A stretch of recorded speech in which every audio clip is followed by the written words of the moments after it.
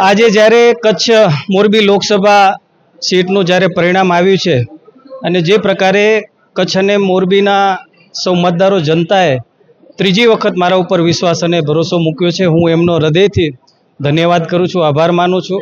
અમારા સૌ કાર્યકર્તાઓએ ખૂબ મહેનત કરી છે અને સતત એમનો પરિશ્રમ જે આજે પરિણામરૂપ જે બન્યો છે એટલે એમનો પણ હું આભાર માનું છું। દેશના યશસ્વી વડાપ્રધાન શ્રી નરેન્દ્ર મોદી સાહેબની લોકપ્રિયતા અને એમના નેતૃત્વમાં છેલ્લા 10 વર્ષની અંદર કચ્છની અંદર અનેક વિકાસના કાર્યો આપણે કર્યા છે। રાજ્ય સરકારના માધ્યમથી પણ અનેક વિકાસના કાર્યો કચ્છની અંદર થયા છે। અમારા પ્રદેશ અધ્યક્ષ શ્રી CR પાટીલ સાહેબનું પણ સતત માર્ગદર્શન અમારા કાર્યકર્તાઓને મળ્યું છે।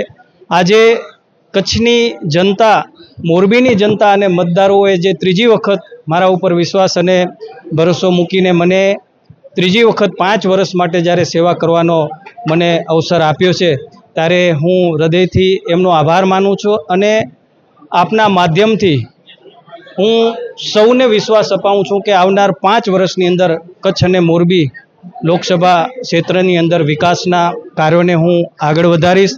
તમારા બધાનો ખૂબ મને સહયોગ 10 વર્ષ મળ્યો છે અને આવનાર 5 વર્ષ પણ તમારો પણ મને સહયોગ મળતો રહે અને આપણે સૌ સાથે મળી કરીને કચ્છ અને મોરબીના વિકાસમાં આપણે બધા સહભાગી બનીએ અને આપ સૌનો હું હૃદયથી ખૂબ ખૂબ ધન્યવાદ અને આભાર માનું છું।